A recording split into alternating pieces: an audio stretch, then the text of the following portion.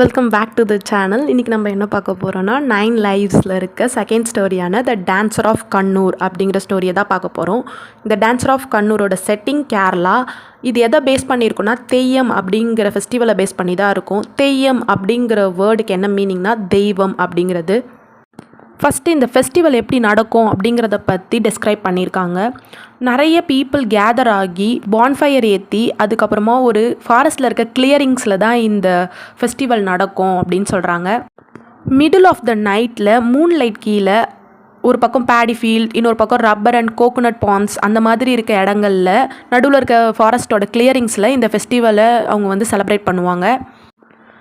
இந்த festival around ஒரு 20 minutes நடக்கும். அந்த 20 minute பர்ஃபார்மன்ஸில் 6 of naked dark skinned Dalit drummers வந்து சண்டா அப்படிங்கிற ட்ரம்ஸை பீட் பண்ணுவாங்க.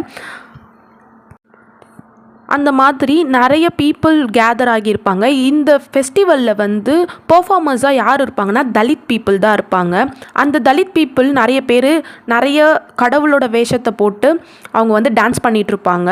அப்போ வந்து ஒரு டான்ஸர் அதில் கடவுளோட பொசஸ் பண்ணப்பட்டு அவர் வந்து குறி சொல்கிற மாதிரியான விஷயங்கள் தான் நடக்கும். அந்த ஃபெஸ்டிவலில் பாடுறப்பற சாங் எப்படி இருக்கும்னா ஒரு மித்தை பேஸ் பண்ண மாதிரி இருக்கும். அதாவது கடவுள் வந்து ரீஇன்கார்னேட் ஆகி வந்திருக்கா மாதிரி அந்த சாங்ஸ் இருக்கும். அந்த கடவுளால் பொசஸ் பண்ணப்பட்ட பர்சன் என்ன பண்ணுவாங்கன்னா ஒரு கையில் வாளும் இன்னொரு கையில் ஆரோ அண்ட் போவை வச்சுக்கிட்டு அந்த கிளியரிங்ஸில் அப்படியே ஸ்பின் ஆவாங்க. இந்த தெய்யம் ட்ரூப் என்ன பண்ணுவாங்கன்னா பக்கத்துலேயே எங்கன்னா ஒரு பாம் ஹேட்ச் மாதிரி செட் பண்ணி அதில் தான் அவங்க ட்ரெஸ் சேஞ்ச் பண்ணுவாங்க. அந்த பாம் ஹேட்சுமே பக்கத்தில் இருக்க டெம்பிளுக்கு பின்னாடி தான் அவங்க செட் பண்ணியிருப்பாங்க. அப்போ தான் அந்த ஃபாரஸ்ட் கிளியரிங்ஸுக்கு அவங்களுக்கு வரத்துக்கு ஈஸியாக இருக்கும் அப்படிங்கிறதுக்காக. ஃபீமேல்ஸ் ஃபேங்ஸ் வச்ச ஃபீமேல்ஸ் எல்லாருமே காடஸ் பகவதி அப்படிங்கிற ரோலை ப்ளே பண்ணுவாங்க. இந்த ட்ரூப்லேயே ரெட் பெயிண்ட் பண்ண ஃபேஸ் வச்சுருக்க, ரொம்ப மிரர் வச்சுருக்க, ட்ரெஸ் போட்டிருக்க, மேசிவான ஒரு ட்ரெஸ் போட்டிருக்க ஒரு பர்சன் தான் வந்து பொசஸ் ஆவாங்க காடால். இதை பற்றி டார்லிம்பிள் என்ன சொல்கிறாங்கன்னா இந்த ஃபெஸ்டிவல் வந்து இயர்லியே ஒன்ஸ் தான் நடக்கும். அப்போ மட்டும்தான் தலித் பீப்புளுக்கு இம்பார்ட்டன்ஸ் கொடுப்பாங்க. மற்ற நேரத்துலலாம் வந்து அவங்க நார்மல் ஹியூமன்ஸாக தான் இருப்பாங்க அப்படின்னு சொல்கிறாரு. இதில் முக்கியமாக ஹரிதாஸ் அப்படிங்கிறவரோட லைஃப்பை பற்றி தான் டார்லிம்பிள் பேசியிருக்காங்க. இந்த ஹரிதாஸ் அப்படிங்கிறவங்க வந்து ஒரு தலித். அவங்க வந்து 9 months வந்து வார்டனாகவும் இல்லை மேனுவல் லேபரராகவும் ஒர்க் பண்ணுவாங்க. மீதி அந்த டிசம்பர் டு ஃபெப்ரவரி மந்தில் மட்டும்தான் அவங்க தெய்யம் ஃபெஸ்டிவலுக்காக வந்து ரெடி ஆகிருப்பாங்க. அவங்கள எல்லாருமே காடாக பார்ப்பாங்க. இந்த டான்ஸர் ட்ரூப்பில் இவரை தான் காட் வந்து பொசஸ் பண்ணுவாங்க. இவர் தான் அந்த காடோட ரோலை ப்ளே பண்ணுவார். அந்த ஹரிதாஸ் வந்து எந்த காடாக ட்ரான்ஸ்ஃபார்ம் ஆகுவாங்கன்னா காட் விஷ்ணு த ப்ரொடெக்டராக ட்ரான்ஸ்ஃபார்ம் ஆகுவாங்க. அந்த டைமில் வந்து இவர் என்ன தான் தலித் பீப்புள் லோவஸ்ட் கேஸ்ட் பீப்புளாக இருந்தாலுமே பிராமின் மாதிரியான ஹையஸ்ட் கேஸ்ட் பீப்புள் கூட இவரை வந்து கடவுளாக தான் பார்ப்பாங்க. இவர் காலில் விழுவாங்க அப்படின்றத சொல்கிறாங்க. டார்லிம்பிள் வந்து ஹரிதாஸ் கிட்ட இன்டர்வியூ பண்ண சொல்ல ஹரிதாஸ் என்ன சொல்லியிருக்காங்கன்னா நான் வந்து எப்பவுமே அது நடக்கிறதுக்கு அந்த ஃபெஸ்டிவல் நடக்கிறதுக்கு முன்னாடி நான் ரொம்ப டென்ஷனாக இருப்பேன். நான் வந்து இதை 26 வருஷமாக செய்கிறேன். ஆனாலுமே ஒவ்வொரு தடவையுமே இந்த ஃபெஸ்டிவல் நடக்கிறதுக்கு முன்னாடி நான் டென்ஷனாக தான் இருப்பேன். நான் ஏன் டென்ஷனாக இருப்பேன்னா கடவுள் எனக்குள்ளே வராரு அப்படிங்கிறதுக்காக நான் டென்ஷனாக இருக்க மாட்டேன். நான் அதை விட எதுக்கு ரொம்ப டென்ஷனாக இருப்பேன்னா ஒருவேளை கடவுள் வராமல் போயிட்டா என்ன பண்ணுறது அப்படிங்கிறதுக்கு தான் நான் டென்ஷனாக இருப்பேன். ஏன்னா எப்போ நான் கடவுளால் பொசஸ் பண்ணப்படுவேன்னா நான் ஃபுல்லாக நம்ப சொல்ல மாட்டேன். மட்டும்தான் என் நம்பிக்கையில் கொஞ்சம் ஏதாவது வேரி ஆச்சுனாலோ கொஞ்சம் கூட ஒரு சின்ன மாற்றம் இருந்தாலோ கடவுள் வந்து என்னை பொசஸ் பண்ண மாட்டாங்க. அவங்க வரதை நிறுத்திடுவாங்க. அதுக்காக மட்டும்தான் நான் வந்து பயப்படுவேன் அப்படின்னு சொல்லியிருப்பாங்க. இந்த டிரான்ஸ்ஃபர்மேஷன் எப்போ நடக்கும்னா அந்த ட்ரம்ஸ் வந்து ப்ளே பண்ணப்பட்டதுக்கு அப்புறமா அவர் வந்து அந்த ஃபேஸை கண்ணாடியில் பார்ப்பாங்களாம். ஸோ அந்த கண்ணாடியில் பார்க்க சொல்ல திடீர்னு ஒரு light explosion, sudden explosion of light வரும். அப்போ வந்து visit of complete brilliance opens up அப்படின்னு சொல்கிறாங்க. அதாவது திடீர்னு எனக்கு வந்து ஏதோ என்னை பொசஸ் பண்ண மாதிரி ஃபீல் ஆகும். அது வந்து என்னோட சென்சஸை பிளைண்ட் பண்ணிடும் அப்படின்னு சொல்கிறாரு. அந்த லைட்டானது எனக்குள்ளே வந்து பொசஸ் பண்ணதுக்கு அப்புறமா அந்த பர்ஃபார்மன்ஸ் ஃபுல்லாகவே அந்த லைட் என் கூட தான் ட்ராவல் ஆகும். அப்படின்னும், அது மட்டும் இல்லாமல் நான் வந்து ஒன்ஸ் அந்த டயட்டியாக மாறினதுக்கப்புறம் எனக்கு எந்த பயமுமே இருக்காது. ஈவன் என்னோடய வாய்ஸே கூட சேஞ்ச் ஆகிடும். கடவுள் என்னை டேக் ஓவர் பண்ணி அவங்களோட வாய்ஸில் தான் நான் பேசுவேன் அப்படிங்கிறதையும் ஹரிதாஸ் சொல்லியிருக்காங்க. இதில் கொஞ்சம் சட்டையரும் இருக்குது. சில லைன்ஸில் வந்து சட்டைரிக்கலாக வந்து வில்லியம் டார்லிம்பிள் சொல்லியிருப்பாங்க. எப்படின்னா, நான் வந்து இது ஒரு ஃபுல் டைம் ஜாபா கடவுளாக இருக்கிறது அப்படின்னு கேட்டேன். அதுக்கு ஹரிதாஸ் இல்லைன்னு ரிப்ளை பண்ணாங்க. அப்போ நான் என்ன கேட்டேன்னா, உங்களை மாதிரியே தெய்யம் டான்சர்ஸ் எல்லாருமே டபுள் லைஃப்ஸ் தான் வாழ்வாங்களா அப்படின்னு கேட்டேன். அதுக்கு ஹரிதாஸ் அஃப்கோர்ஸ் அப்படின்னு ரிப்ளை பண்ணியிருந்தாங்க. அப்போ நான் என்ன கேட்டேன்னா, so you only part time gods, அப்போனா நீங்கள் வெறும் பார்ட் டைம் காட்ஸ் தானா அப்படிங்கிறத கேட்டேன் அப்படின்ற மாதிரி இதில் அவர் குவேட் பண்ணியிருப்பார். என்ன தான் வந்து டார்லிம்பிள் நம்மளோட கல்ச்சரை பற்றி ரொம்பவே க்ளோரிஃபை பண்ணி எழுதியிருந்தாலுமே கொஞ்சம் சில இடங்களில் அது சட்டைரிக்கலாகவும் நம்மளை ரொம்ப கிரிட்டிசைஸ் பண்ணுற மாதிரியுமே எழுதியிருப்பாங்க. அதுக்கு ஒரு நல்ல எக்ஸாம்பிள் தான் இந்த லைன்ஸ். அது மட்டும் இல்லாமல் இந்த ஸ்டோரியில் இந்தியாவில் ஃபாலோ பண்ணுற கேஸ்ட் சிஸ்டம் பற்றியும் அது எப்படி வந்து அதோட ரோலை ப்ளே பண்ணுது சொசைட்டியில் அப்படிங்கிறத பற்றியுமே வில்லியம் டார்லிம்பிள் இதில் வந்து நோட் பண்ணி எழுதியிருப்பாங்க. அடுத்து நம்ம என்ன பார்க்க போகிறோன்னா, த 9 லைவ்ஸில் வர தேர்ட் ஸ்டோரியான த டாட்டர் ஆஃப் எல்லம்மா அப்படிங்கிற ஸ்டோரி தான். இதோட செட்டிங் கர்நாடகா. இது எதை பேஸ் பண்ணியிருக்கோன்னா, ராணி அப்படிங்கிற தேவதாசியை பற்றியும் அதுக்கப்புறம் த ஹோல் தேவதாசி சிஸ்டமை பற்றியும் தான் இது ஸ்டோரி இருக்கும். ராணி அப்படிங்கிறவங்க வந்து ரொம்பவே புவர் பேக்ரவுண்ட்லேருந்து வர ஒரு பொண்ணு. எப்பவுமே வந்து தேவதாசி சிஸ்டம்னா என்னென்னா, ரொம்ப புவர் பேக்ரவுண்டில் இல்லை வளர்க்க முடியாத இருக்க பெண் பிள்ளைகளை வந்து ஆஃபரிங்ஸாக வந்து டெம்பிளுக்கு கொடுத்துருவாங்க. மோஸ்ட்டாக வந்து அவங்கள ப்ராஸ்டிடியூஷனுக்கு தான் யூஸ் பண்ணுவாங்க அந்த இடத்துல. ஸோ அதே மாதிரி தான் ராணியுமே அவங்க வந்து 14 ஏஜில் இருக்க சொல்ல அவங்க பியூபர்ட்டி அட்டைன் பண்ணுறாங்க. அப்போவே அவங்க வீட்டில் அவங்கள வந்து ஒரு ஷெஃபர்டுக்கு வெறும் 500 ருப்பீஸ்க்காக விற்றுடுறாங்க.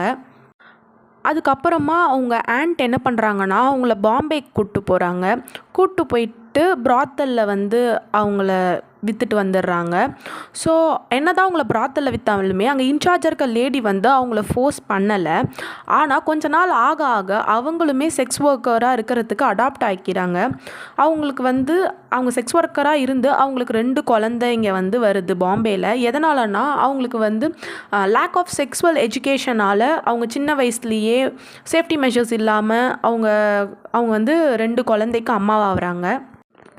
அதுக்கப்புறமா அவங்க திருப்பி கொஞ்ச நாள்லேயே அவங்களோட வில்லேஜுக்கே திருப்பி தேவதாசியாக இருக்கிறதுக்கு ரிட்டர்ன் ஆகிடுறாங்க. அங்கே தான் அவங்களுக்கு வந்து ஒரு லவ் அஃபேர் வருது. அதுலேயும் அவங்களுக்கு ஒரு டாட்டர் வராங்க.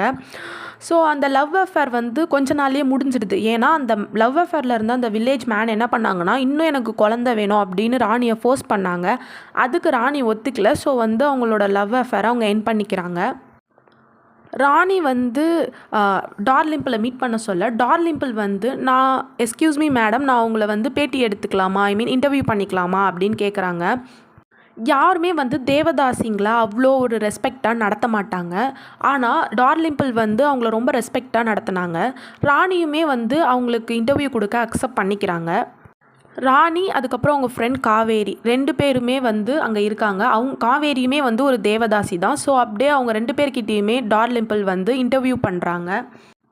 அதுலேருந்து என்ன தெரிய வருதுன்னா, அவங்க 2 பேருமே வந்து இந்த ஒரு எபிட்டோம் ஆஃப் புவர் கிளாஸ், அதாவது ஒரு example poor class women Indian சொசைட்டியில் poor class and lower caste விமனாக இருந்தால் என்னென்ன நடக்கும் அப்படிங்கிறதுக்கு ஒரு எக்ஸாம்பிளாக தான் அவங்கள கன்சிடர் பண்ணுறாங்க.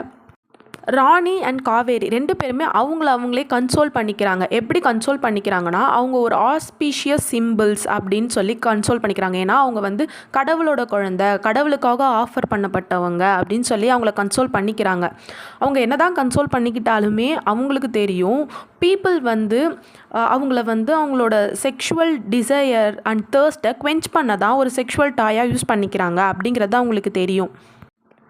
அதனாலே ராணி வந்து சில சாங்ஸை வந்து தேவதாசி பற்றின சாங்ஸை குவேட் பண்ணியிருப்பாங்க. அதில் என்ன சொல்லியிருப்பாங்கன்னா, every one sleeps with us but no one marries us, many embraces but no one protects அப்படின்னு சொல்லியிருப்பாங்க. அதாவது எல்லாருமே எங்கள் கூட தூங்குறதுக்கு ரெடியாக இருக்காங்க, ஆனால் யாருமே எங்களை கல்யாணம் பண்ணிக்கிறதுக்கு ரெடியாக இல்லை. அதே மாதிரி நிறைய பேர் வந்து எங்களை எம்ப்ரேஸ் பண்ண தயாராக இருக்காங்க, ஆனால் யாருமே ப்ரொடெக்ட் பண்ண தயாராக இல்லை அப்படின்னு சொல்கிறாங்க. இந்த தேவதாசி சிஸ்டம்லேயும் ரொம்ப பெரிய ஒரு கிரேவ் ப்ராப்ளம் என்னன்னா எய்ட்ஸ் தான். ஏன்னா இவங்க யாருக்குமே வந்து செக்ஷுவல் எஜுகேஷன் இருக்காது, இல்லிட்ரேட்டாக இருப்பாங்க. ஸோ அவங்களுக்கு வந்து அன்சேஃப் செக்ஸால் நிறைய வாட்டி எய்ட்ஸ் வரும் அப்படின்னு சொல்கிறாங்க. காவேரி அப்படிங்கிறவங்களோட பிரதர் கூட 45 இயர்ஸ் ஓல்டாக இருக்க சொல்லவே வந்து எய்ட்ஸால் இறந்துடுவாங்க.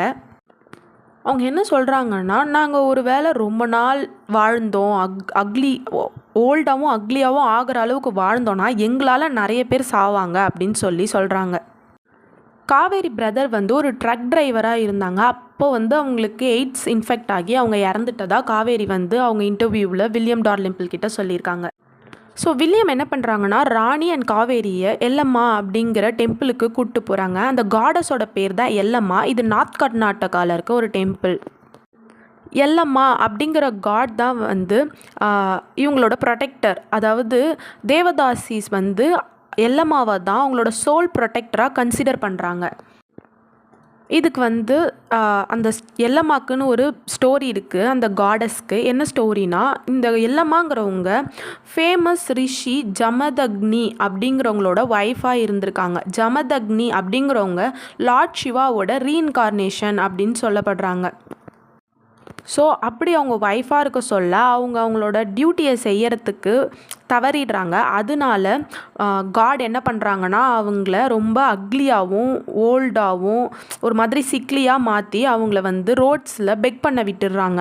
அவங்களால அந்த அவங்க பெக் பண்ணி அந்த நாளை வாழ முடியாமல் அவங்க திரும்பி வர சொல்ல அவங்க என்ன பண்ணுறாங்கன்னா, அவங்க சன்னுக்கு வந்து அவங்கள பிஹேவ் பண்ண சொல்லி தலையை வெட்டி கொல்ல சொல்லி எல்லம்மாவை தலையை வெட்டி கொல்ல சொல்லி அவங்க சன்ஸ் கிட்ட சொல்கிறாங்க. அப்போ அதில் யங்கஸ்ட் சன்னான பரசுராம் என்ன பண்ணுறாங்கன்னா, அவங்க அப்பாவோட ஆர்டரை அப்படியே ஒபே பண்ணி அவங்கள கொன்னுடுறாங்க. இதில் இம்ப்ரெஸ் ஆன ஜமதக்னி என்ன பண்ணுறான்னா, உனக்கு ஏதாவது வரம் வேணுன்னா கேளு அப்படின்னு சொல்கிறாரு. அதுக்கு பரசுராம் வந்து என்ன சொல்கிறாங்கன்னா, எனக்கு அம்மாவை திருப்பி உயிரோட கொடுங்க அப்படின்னு கேட்குறாங்க. அவருமே அதே மாதிரி பண்ணுறாரு. பண்ணிட்டும் அவங்க ஃபேமிலியாக ஒன்றா வாழலை. அதுக்கு பதிலாக அவர் இமயமலையில் இருக்க கேவில் வந்து அவர் வந்து தியானம் பண்ணுறதுக்காக இவங்களை விட்டுட்டு போயிடுறாங்க. ஸோ இதுதான் வந்து ஸ்டோரி, எல்லம்மாவோட ஸ்டோரி. இதில் என்ன சொல்கிறாங்கன்னா, அந்த காடஸுமே வந்து ரொம்ப பிட்டி அப்படின்னு சொல்கிறாங்க. எல்லம்மாவுமே இந்த தேவதாசிஸ் மாதிரி வேறு வழி இல்லாமல் நிறைய கஷ்டங்களை அனுபவிச்சாங்க. அதே மாதிரி தான் தேவதாசிஸுமே இருக்கிறதுனால எல்லம்மா வந்து இவங்களுக்கு ஒரு சோல் ப்ரொடெக்டராக இருக்காங்க அப்படின்னு சொல்கிறாங்க. ராணி இப்போ அவங்களோட பிளானை பற்றி சொல்கிறாங்க. ராணி வந்து இந்த தேவதாசி ஒர்க்லேருந்து ரிட்டையர் ஆகிடலான்னு பிளான் பண்ணியிருக்கிறதா, அதுக்கப்புறம் அவங்க வந்து மில்க் பிஸ்னஸ் பண்ணலாம், ஃபார்ம் வைக்கலாம் அப்படின்றத பிளான் பண்ணியிருக்கிறதாகவும் சொல்கிறாங்க.